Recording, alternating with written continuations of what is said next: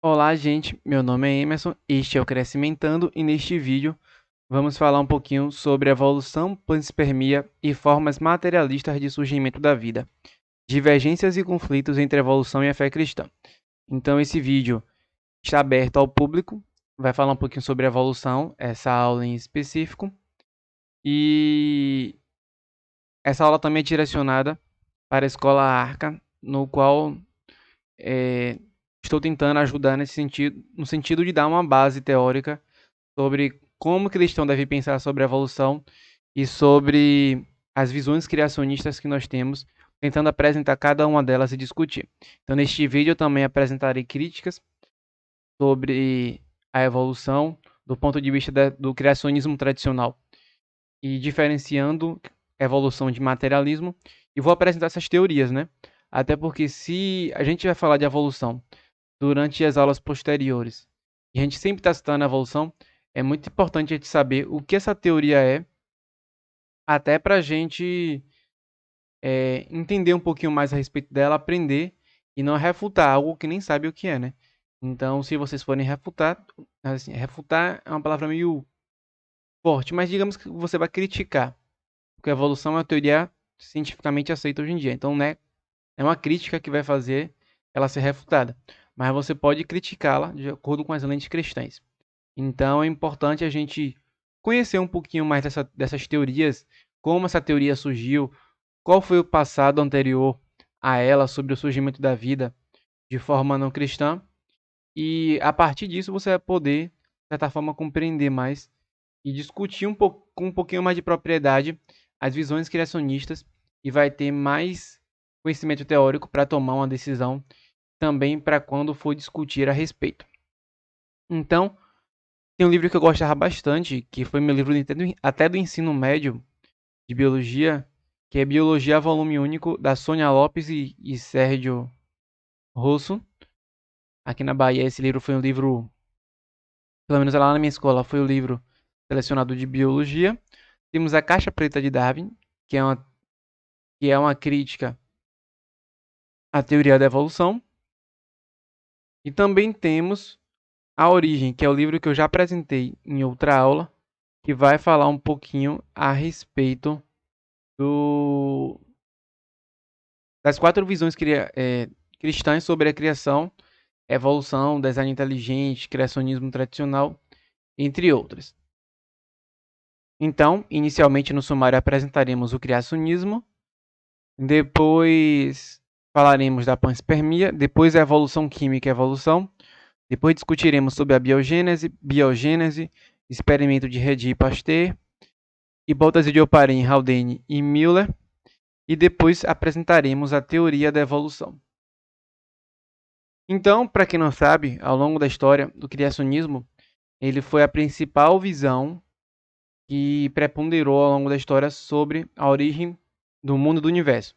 Até a Idade Média ali, era muito comum a gente ver pessoas e cientistas acreditando que tudo tinha surgido através da criação de uma pessoa ou de um ser inteligente. Isaac Newton acreditava nisso e até muitos eh, cientistas da Revolução Científica e muitos anteriores a este também acreditavam em Deus como criador do universo. Então, para a ciência, embora para a gente como cristão o criacionismo permaneça em algumas visões com mutação, mas para a ciência especificamente, essa teoria ela já é ultrapassada, né? De certa forma. Então aqui eu vou tentar apresentar como foi o surgimento das outras teorias até chegar à teoria da evolução. Então, o criacionismo basicamente parte da ideia de que existe um originador, ou um Deus, que criou tudo direto ou indiretamente. Então, Deus pode ter criado diretamente, criando cada coisa individualmente, ou indiretamente, criando e formando os mecanismos por detrás do universo que geraria tudo o que ele queria. Ou seja, ele programou aquilo e só deixou o programa rodar lá, depois automaticamente, seguindo as linhas de código ou seguindo os comandos que ele deu para que o universo fosse feito.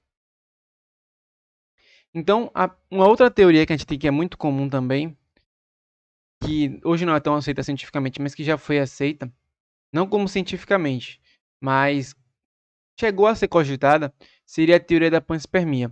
A teoria da panspermia é uma teoria que acredita no surgimento da vida na Terra através da vida vinda de outro planeta. Ou seja, a gente está vendo aqui essa imagem, um meteoro, por exemplo, trazendo micro-organismos de outro planeta e acaba caindo aqui na Terra, explodindo, e esse micro-organismo fica aqui e depois dá origem evolutivamente a todas as espécies. E aí, essa seria a hipótese do que é chamado de ET, né? ET é basicamente um extraterrestre, ou seja, qualquer ser que esteja para além da Terra, por isso que é chamado de extra, está além ou está de fora da Terra. Então, essa teoria é a que defende os extraterrestres.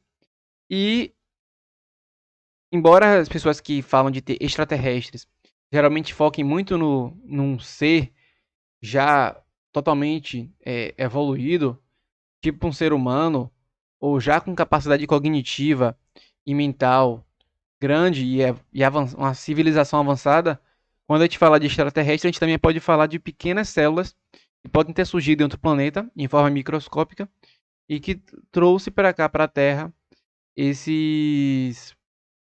que veio para cá, para a Terra, através de algum meio, como meteoro ou outros meios, e que acabou estabelecendo aqui a vida na Terra. Só que essa questão ela foi refutada porque qual é a principal questão? Não importa se a vida ela veio de outro planeta ou não. Porque a pergunta que ainda vai ficar é como surgiu a vida em outro planeta? Então a pergunta de origem ela permanece a mesma. Como é que surge a vida, independente de ela surgir aqui na Terra diretamente ou indiretamente. Então a panspermia da teoria, a teoria da panspermia, ela cria mais perguntas do que respostas sobre o surgimento da vida.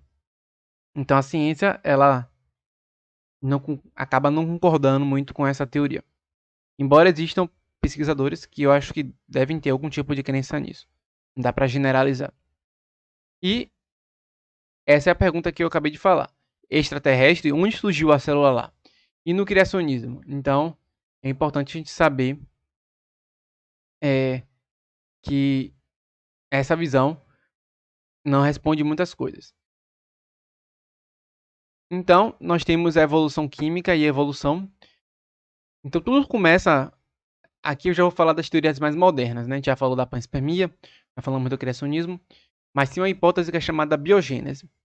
Quando a gente geralmente estuda biologia, a gente vai ver que a gente precisa sempre decompor os termos. Vai aparecer muito termo diferente, e se você não souber identificar os termos, você vai ter dificuldade na hora de entender e compreender conceitos. Então, a biogênese, gênese é surgimento, bio é vida, e a é um prefixo de negação, ou seja, a negação do surgimento pela vida. Então, só pelo termo você já consegue entender. Significa o quê? Que a vida ela surgiu por algo que não é vivo. Então essa seria a biogênese. Seria a vida, de certa forma, que surgiu por algo que não era totalmente vivo. Então, por exemplo, das pedras e de outros, da terra, do solo, pode surgir vida do nada. Então essa teoria acreditava nisso, que uma coisa simplesmente se transformava em outra. E essa teoria foi aceita por muitos cientistas, já que para quem não acreditava na criação e quem não queria ter uma fé cristã, queria acreditar em um meio materialista e naturalista de surgimento da vida, você não tinha muitas opções. Então, acabava que essa era uma das opções mais viáveis que tinha nesse período ali, e principalmente na Revolução Científica. Então, a biogênese a gente já decompôs. E o que acontece? A biogênese ela foi aceita, mas como é que essa hipótese ela caiu por debaixo? Então, basicamente, nós temos a teoria chamada biogênese, que a vida ela surge através de outra vida. Então, tirou o prefixo de negação ali, que a vida surgiria de algo não vivo, e agora a vida surge de algo vivo. Então, como é que eles comprovaram isso? Então, esse é o experimento de Redi, não sei nem se eu pronunciei corretamente, em 68, como ele tentou refutar a teoria da biogênese. Basicamente, ele pegou um frasco em que tinha um pedaço de carne, ele observou que quem levava os micro-organismos ali eram as moscas, e que faziam com que as moscas elas elas levavam vermes ali, elas pousavam ali levando micro-organismos de outros locais e acabava surgindo vários micro-organismos ali que acabavam contaminando aquela carne. Então o que ele fez?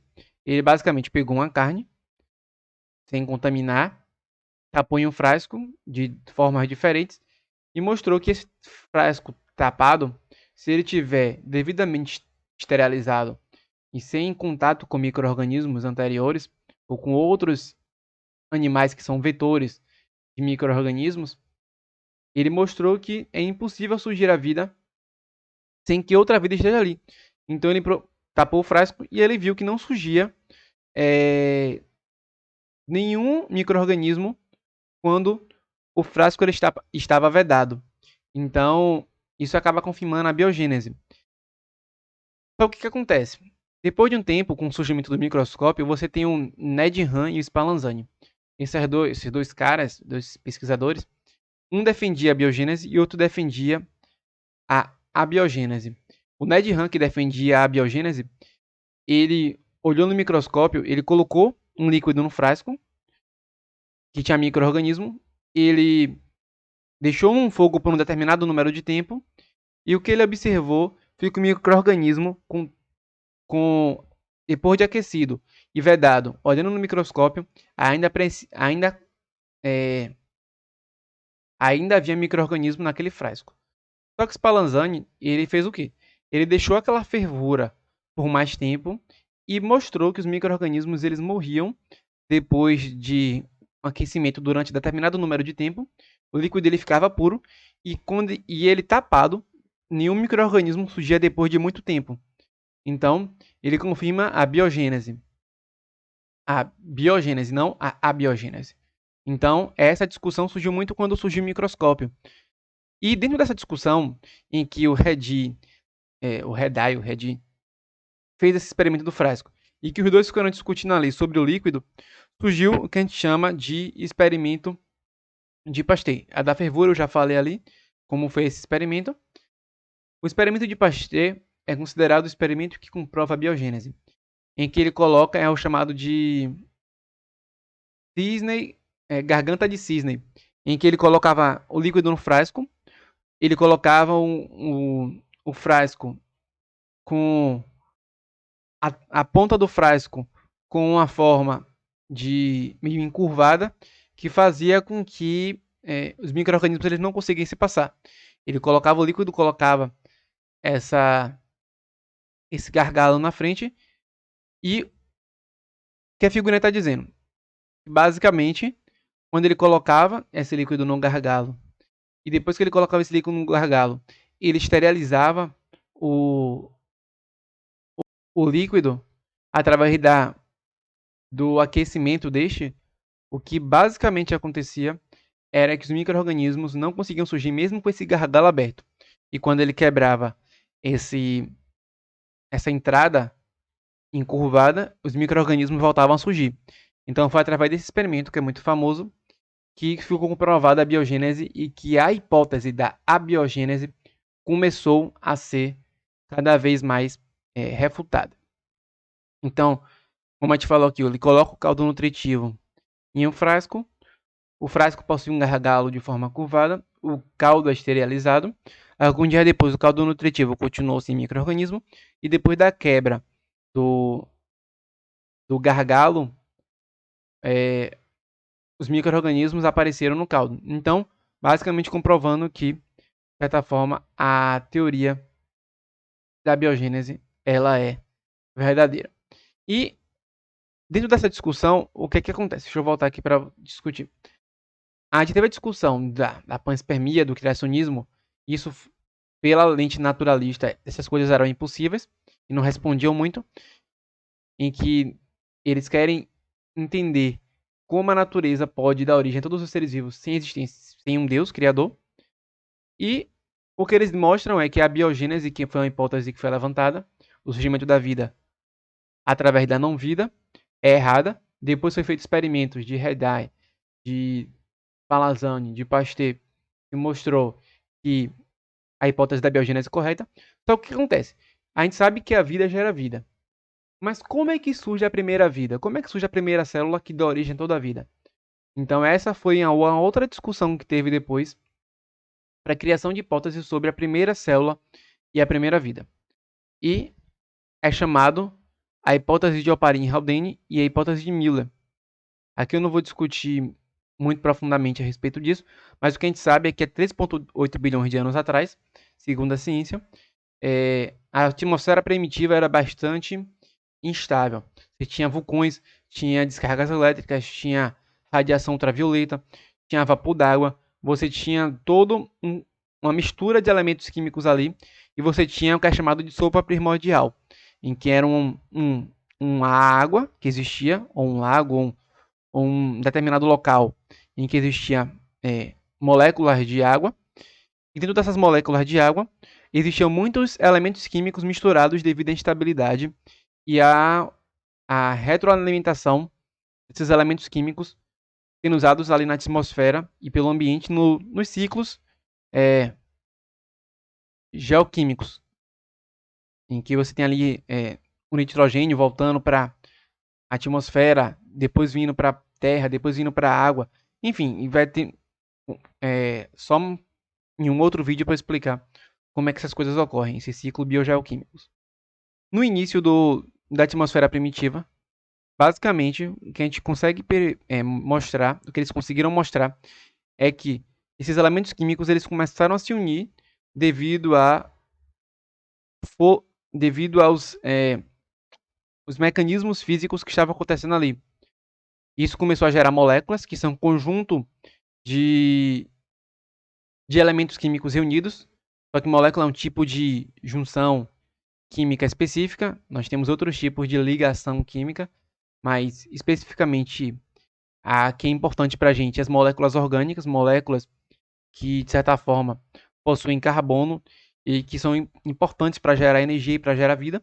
Então, esses elementos químicos, junto com aquela sopa primordial, começaram a se unir, gerar essas moléculas que eram aminoácidos, que são as moléculas que formam as proteínas, os elementos que formam as proteínas, os açúcares, os ácidos graxos, então, todos esses elementos que são estudados pela matéria na biologia, que é chamada bioquímica, que é a relação entre química e biologia.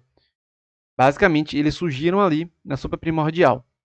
E através dessa sopa primordial, com o surgimento desses elementos químicos, para a ciência, esses elementos, eles, de certa forma, se uniram até formar uma célula, e essa célula foi formada, e através disso foram sendo cada vez dividido mais essas células que antigamente eram células de RNA, depois passaram a ser células que têm DNA, que são chamadas células eucariontes, e depois foi evoluindo até os seres que nós temos hoje.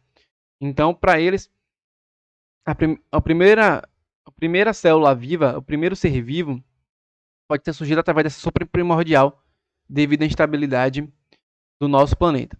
E é por isso que geralmente a água é muito importante quando o pessoal da NASA e outros estudiosos tentam procurar a vida em outro planeta, já que é um elemento muito importante. Então, essa aqui é chamada sopa primordial, que tinha moléculas orgânicas grandes, células de RNA, gerou os eucariontes.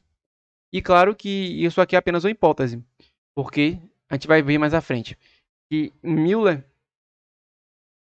aquela hipótese inicial era de Oparin-Haldane, que é a hipótese da sopa primordial, e o Müller ele faz um experimento para provar que a sopa primordial ela é verdadeira, através de experimentação. E aí eu não vou explicar isso aqui, mas basicamente ele faz um experimento em que tem todo um sistema ligado, em que há a presença de água, e que através da simulação do ambiente primitivo da Terra, é possível gerar elementos químicos que a teoria de Oparin-Haldane fala que aconteceria. Então você deve estar se perguntando, realmente como é que então a vida ela pode surgir? Será que a vida realmente surge assim do nada? Ela pode surgir sem a presença de um Deus? E na verdade, a gente chama isso aqui de comprovação de Oparin, o experimento representando a Terra primitiva de Müller, que permitiu o surgimento de aminoácidos e moléculas orgânicas, e que com isso é sugerido que a primeira célula pode ter surgido através disso, e que o resto for surgindo através da evolução. Então, minhas críticas a isso, basicamente, é que isso aqui não comprova nada. Por quê? Você sair de células, moléculas orgânicas separadas, para o surgimento de uma célula altamente complexa, tem todos uns processos ali que tem que estar tudo ligado perfeitamente. Tem o metabolismo, tem todo o funcionamento celular ali, de síntese proteica, de, de cada componente da célula ali, que você tem, por exemplo, tem a membrana plasmática, a gente tem, por exemplo, o citoplasma, a gente tem o núcleo da célula, tudo bem organizado ali, tanto os componentes quanto os processos que ocorrem ali. Então, partir do pressuposto de que só porque é, há elementos químicos surgindo na sopa primordial, que pode surgir também uma célula complexa a partir disso. Então, isso não prova nada, isso é um salto. Tanto que, com experimentos por muito tempo fazendo isso, nenhuma proteína complexa foi gerada. Então, aquelas proteínas que são complexas, que a gente, quando estuda na bioquímica, tem proteínas de vários graus. Tem proteínas que não tem curvamento direito, tem proteínas que elas se encurvam com várias dobras, tem até com 3 dobras, são proteínas mais complexas e que tem um maior número de camadas, de certa forma. Aqui eu estou tentando relembrar meu tipo de bioquímica.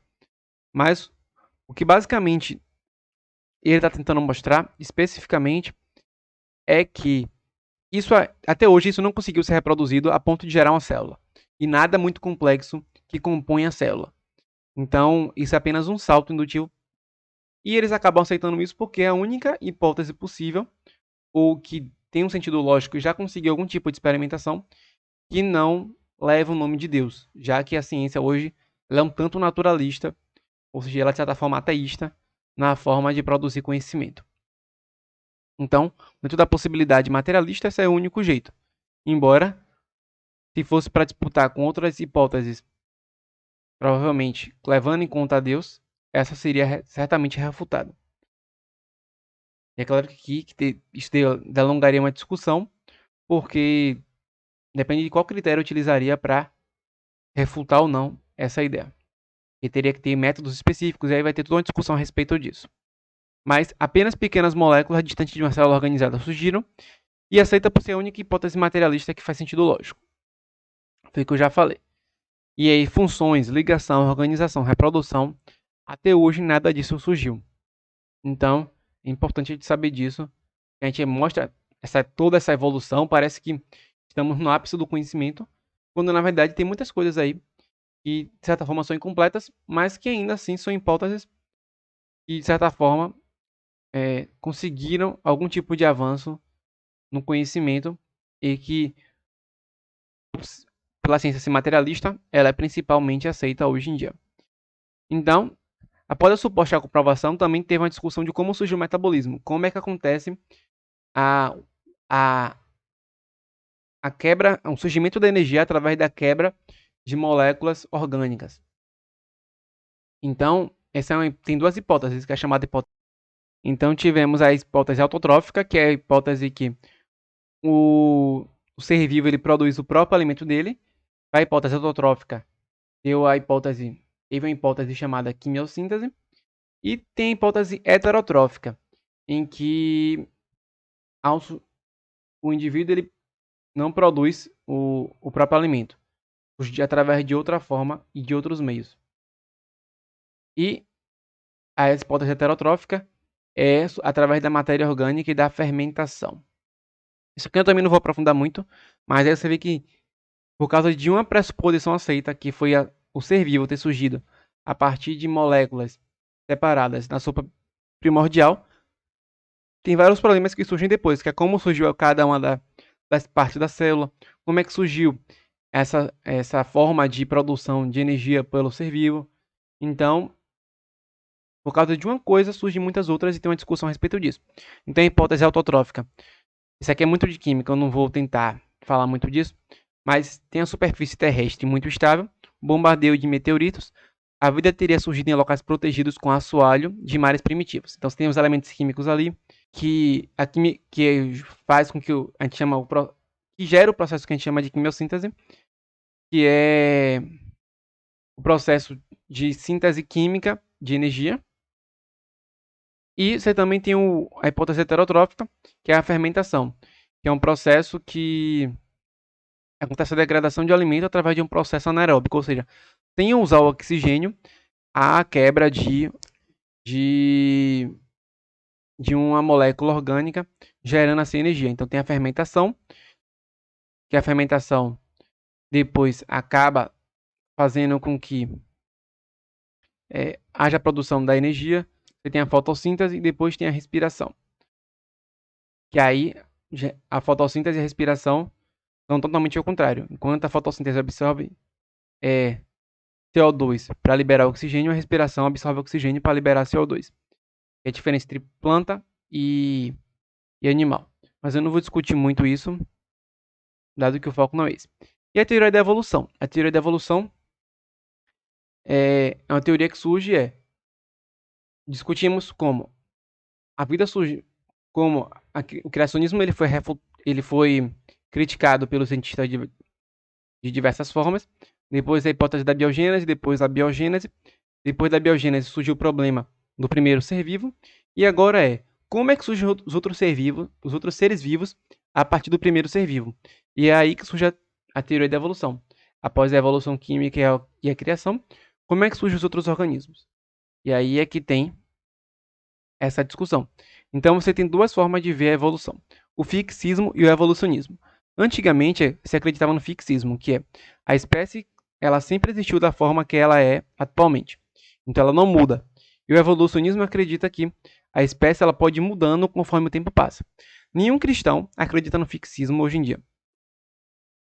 Porque a gente acredita, a gente vê que as espécies, até mesmo nossos seres humanos, nós podemos mudar a nossa cor, por exemplo, através da melanina.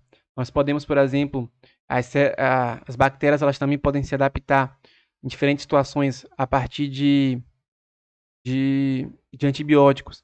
Então nós temos muitas situações em que os seres vivos eles estão se mudando, mesmo que alguns criacionistas não acreditem na evolução como um todo. A gente percebe que o fixismo já é ultrapassado até para os criacionistas mais tradicionais. Então, a primeira teoria sobre a evolução e como as espécies surgiram foi a teoria de Lamarck, que é chamada ali do uso e desuso. Basicamente, o que ele dizia é que uma determinada espécie, por exemplo, de um animal, através do uso sucessivo daquela parte do corpo, aquela parte se desenvolvia a ponto de gerar uma característica boa, e essa característica boa ela seria passada para os descendentes. Então, por exemplo, é como se eu malhasse muito meu braço. A partir de eu malhar muito meu braço, quando eu tivesse meu filho ia nascer já com esse braço bombadinho. Então a gente vê que parece uma teoria assim na cabeça, mas tem alguns elementos dela que até hoje são usadas hoje na nova teoria evolutiva. Mas basicamente é o experimento da girafa, o experimento de Lamarck. A gente tem a girafa aqui com o pescoço pequeno. A girafa se esforça para pegar a planta, cada vez mais ela cresce mais o pescocinho. E de tanto usar essa característica, ela acaba desenvolvendo um pescoço grande e passando isso para gerações. Isso foi refutado, logicamente, e nós chegamos à teoria da evolução. Foi uma teoria que criticou a ideia de Lamarck, mas que eles reconhecem que Lamarck foi um dos primeiros que propõe a ideia do surgimento da vida das outras espécies através de mudança nas características. Então, a gente vê que Lamarck ele teve um salto muito grande comparado aos anteriores a ele, em que ele pensa em reprodução, ele pensa em características sendo passadas adiante, em modificação, que é algo que às vezes não era muito pensado e muito comum na época. Então tivemos Lamarck, ou tivemos Darwin e Wallace, foram os propulsores da teoria da evolução. Darwin mais conhecido porque Darwin trabalhou muito mais tempo e coletou muito mais dados, mas o Wallace também é muito importante. Eles até, se não me engano, até trocavam cartas no período do surgimento da evolução, em que eles estavam chegando a conclusões muito próximas. E aí tem a viagem de Darwin, que é chamada Viagem do Beagle, em que ele passa pela América do Sul, as ilhas de Galápagos, em que ele vê várias tartarugas, ele vê pássaros diferentes, com bicos de tamanho diferente, ele vai passando por vários locais, viaja em vários locais de todo o globo terrestre, e ele acaba observando e anotando várias coisas para propor a teoria dele.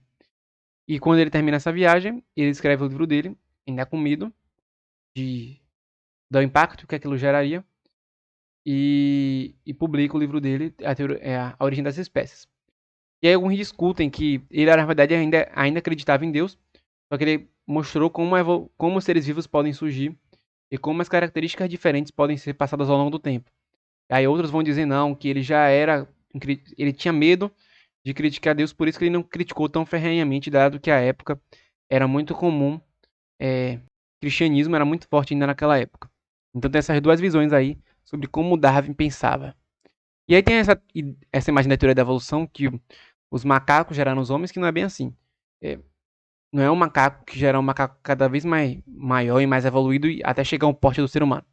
Geralmente a evolução acontece através de chamada de árvore, de ramos, ou seja, você tem uma filogenia em que você tem um ancestral comum que vai gerando novas espécies. Então, por exemplo, você tem aqui, por exemplo, um determinado parte dessa árvore filogenética que vai gerando espécies diferentes e não vai uma espécie gerando e sumindo e gerando uma outra. Mas a espécie ancestral pode gerar duas novas espécies diferentes e ela pode sumir ou pode permanecer. Então, essa é a discussão da teoria da evolução e da filogenia. E essa imagem aqui é uma imagem muito comum que é citada para representar a evolução, mas que é muito mal feita que os evolucionistas geralmente criticam. Então aqui, por exemplo, temos a árvore da vida, desde a bactéria, que é o primeiro reino da, do reino de todo o reino dos seres vivos, a bactéria, e depois vai surgindo as plantas, os fungos, os equinodermos, as estrelas do mar, vai surgindo os peixes, os anfíbios, os répteis, os pássaros, os mamíferos. E aí você vai ver que tudo é em formato de árvore, não é uma espécie que está evoluindo e vai sumindo as outras. Mas uma espécie, por exemplo, aqui, essa espécie gerou essa outra, gerou essa outra, gerou essa outra. E ela provavelmente continua existindo. E aí várias coisas foram acontecendo e várias outras espécies foram surgindo através das outras. Então sempre em formato de árvore. No que é chamado de filogenia e também de cladogênese. Então, depois de um tempo da teoria da evolução, surgiu o neodarwinismo. Neo vem de novo, e é um novo tipo de darwinismo. Com o experimento de Mendel sendo comprovado, Mendel é um cara, praticamente o pai da genética. Ele fez experimentos com ervilhas, com plantas, e mostrou as proporções de como as características vão sendo passadas ao longo do tempo. A coloração, o tamanho, características genéticas como todas sendo passadas. Só que na época dele, de Mendel, não tinha genética, ele não tinha como comprovar aquilo diretamente, mas experimentalmente ele mostrou, através de proporções e fazendo experimentos reprodutivos, que existia uma proporção específica e que as características elas respeitavam um determinado número de regras para ser passadas adiante. E depois de um tempo, essa ideia de Mendel foi comprovada pela genética e com alguns autores. E aí, um autor que foi muito conhecido chamado Mayr, que também Fischer nessa época e outros autores também, compilaram isso e reuniram no que chamou de nova síntese evolutiva. E atualmente, a teoria da evolução também está sendo discutido uma nova mutação. Então surge o darwinismo, eu não vou explicar cada uma dessas coisas, com variação, herança, a teoria da seleção natural. Depois surge a síntese moderna, que pegou a ideia de herança mendeliana, mutação.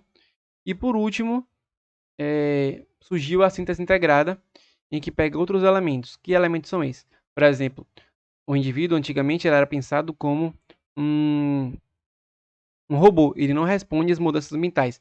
Nessa nova síntese está sendo implementada a ideia de que o indivíduo ele pode responder ao ambiente e ele não é tão robótico assim. A gente também tem a ideia de que o indivíduo ele pode construir o próprio ambiente dele.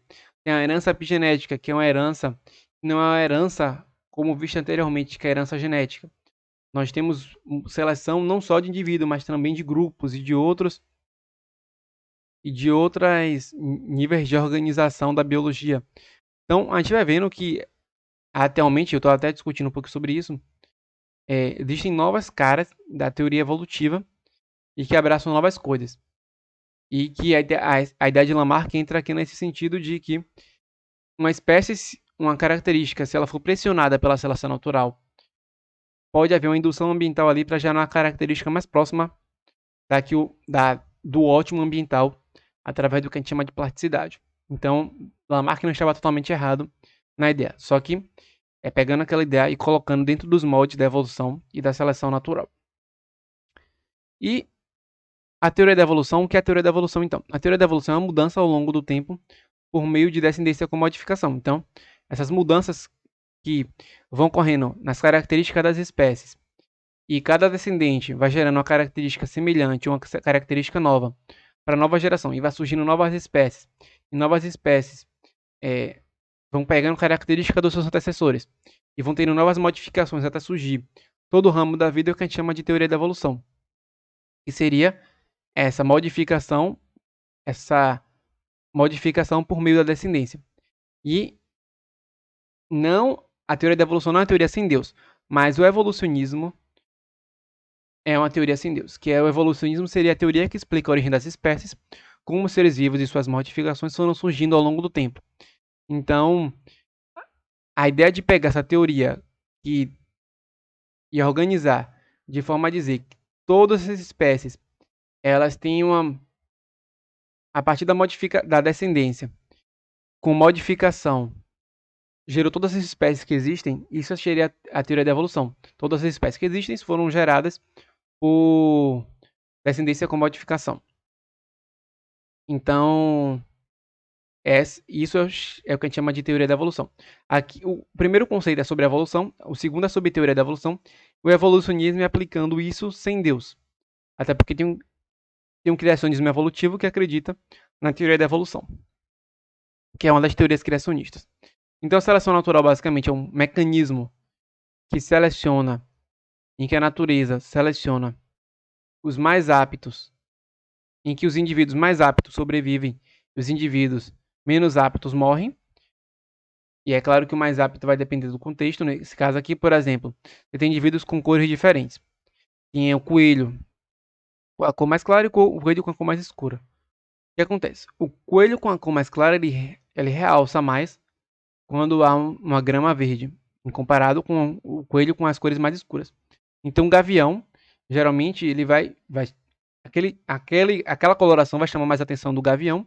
O gavião vai pegar essa espécie cada vez com maior frequência do que com a coloração mais escura, e a partir disso vai diminuindo o número de indivíduos com a coloração clara da população da mesma espécie e vai surgindo cada vez mais indivíduos com coloração escura. Então, os indivíduos que têm coloração mais clara vão morrendo e os que têm características genéticas que geram essa coloração escura vão sobrevivendo e vão gerando descendentes e vai cada vez mais essa característica vai cada vez mais dominando a população. Então, isso que seria a seleção natural. Seria a sobrevivência dos mais aptos. Que os mais aptos nem sempre é o mais forte, mas com características que vai te dar uma vantagem em um determinado contexto específico.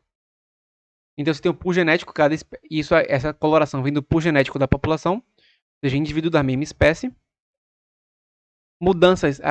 Essas mudanças elas vão sendo acumuladas ao longo do tempo, e essas mudanças acumuladas e cada vez acontecendo mais divergências e mais características diferentes entre indivíduos da mesma espécie vai gerar uma nova espécie, pela teoria da evolução.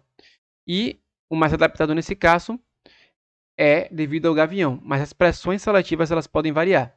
Se fosse um outro contexto, por exemplo, em que a coloração escura do coelho fosse prejudicial a ele, as brancas sobreviveriam a essa pressão seletiva e gerariam mais descendentes, sobreviveriam e gerariam mais descendentes. E a adaptação, que seria essa capacidade dos indivíduos de se ajustarem ao meio ambiente, tecnicamente nem sempre é o mais forte, vai gerar o que a gente chama de fitness. Seria a aptidão que o indivíduo tem àquele ambiente. E essa característica sempre vai ser herdada. Tem outros mecanismos evolutivos, como deriva genética, que é, eu, por exemplo, posso pisar ou matar sem querer, maior ou ao acaso, maior parte, matar indivíduos tendo determinada característica dentro daquela população e deixar que outras sobrevivam ao acaso e se reproduzam mais. dentro daquela população da mesma espécie. Então a gente também tem, por exemplo, a dispersão, que é um meio também pelo qual os indivíduos eles saem de um local e vão a outro, levando semente, levando fruto de um local para outro, e também eles vão se alimentar e vão procurar alimento nesse processo de dispersão. E a teoria da evolução surge através das características. Então, basicamente, como é que surge essa ideia da evolução? Os indivíduos, eles podem sofrer mutação. Mutação seria uma mudança na composição genética da célula. Então, a célula que ela estava se replicando, ela gera uma característica ou uma parte, uma cópia diferente da cópia anterior, e às vezes é chamado de erro. E essa cópia, ela pode gerar uma característica diferente no indivíduo, e esse erro que acontece, essa modificação que acontece nessa duplicação celular entre uma fita de DNA anterior e uma fita nova, pode gerar uma característica que vai maior sobrevivência àquela espécie, e também, se for numa célula reprodutiva, vai ser passada adiante. Então, a gente tem várias formas de fazer experimento com evolução. A gente tem, por exemplo, música de fruta aqui. Tem a música de fruta. Essa música de fruta, ela vai gerando... tem um grupo que é alimentado com amido e o grupo que é alimentado com maltose. Então, a gente observa que, conforme as gerações passam, as características e a coloração da espécie ela vai mudando, a ponto de elas preferirem, depois de um tempo, elas surgindo com a mesma coloração, mas depois da alimentação separada e da convivência com indivíduos com aquela coloração, eles vão preferir, mesmo sendo da mesma espécie, se acasalar com indivíduos com aquela cor. E as músicas com a outra cor vão preferir se acasalar com espécies daquela cor, gerando assim um isolamento ou separação entre esses indivíduos. Se isso permanecer por mais tempo, os indivíduos eles não trocarem e não acasalarem com indivíduos com a cor diferente, o que vai acontecer é que pode haver um isolamento reprodutivo, pode haver um surgimento de uma nova espécie ali, ou de duas novas espécies, em que possuem comportamentos de reprodução diferentes e que têm características diferentes, que vão fazer com que eles sofram pressões seletivas diferentes. Então, a gente tem, por exemplo, o conceito de espécie também, ele é muito discutido, e existem vários meios também de surgimento de novas espécies. Aqui o de isolamento é um desses, que eu vou citando como exemplo. E o conceito de espécie basicamente vai nesse sentido, de que indivíduos que conseguem se reproduzir com outros da mesma população ali, e conseguem gerar descendentes férteis. Mas tem vários conceitos de espécies sendo discutidos atualmente. E essa evolução ela pode ser através de salto, em que uma característica ela permanece por longo tempo e depois gera uma característica muito diferente, ou gradual, em que as características elas vão mudando aos poucos até chegar à característica nova específica. E aí as espécies também, elas nem sempre conseguem se adaptar às mudanças ambientais, principalmente quando elas são rápidas. Então você tem, por exemplo, mudanças climáticas, perda de habitat, espécies invasoras, predação humana e outras coisas que podem gerar a morte e a extinção de espécies. Ou seja, as espécies elas param de existir e ficam só na memória, ficam só ali, presentes na massa terrena através dos fósseis. Então aconteceu isso com os dinossauros, que através dos asteroides, os mamutes, que foram as mudanças climáticas, e outras espécies que foram sumindo conforme foi acontecendo essas mudanças e esses impactos que geraram mudanças muito drásticas a ponto das espécies elas morrerem. E aí você tem, por exemplo, muitas espécies sendo mortas atualmente devido a essas mudanças também. E a gente também tem, por exemplo, os fósseis, que são restos de animais preservados em rochas, animais ou plantas. Aqui, por exemplo, a gente tem algumas espécies, se não me engano, aqui é o trilobita, é uma das espécies mais comuns que a gente ouve na biologia, gravado em uma rocha. Então, essas marcas que ficam na rocha, que a espécie ela foi gravada ali e que esses restos deixaram uma forma ali na rocha, é o que a gente chama de fóssil. Às vezes é até é uma característica óssea, enfim, tem, tem muitos tipos de fósseis e que são estudados por aí que mostram que tem espécies que não existem mais hoje em dia, mas que já existiram em algum momento. E para a leitura complementar, eu sugiro que você veja esse vídeo aqui da origem da vida, que é um resumão da origem da vida. O que mais fascina, que é da série Origens, que vai falar um pouquinho sobre evolução e design inteligente.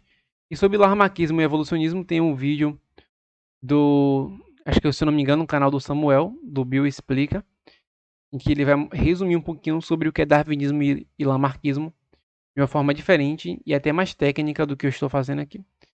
Então é isso, gente. Espero que vocês tenham gostado desse vídeo.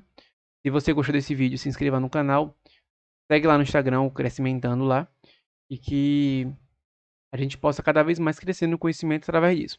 Então, até o próximo vídeo e nos vemos logo.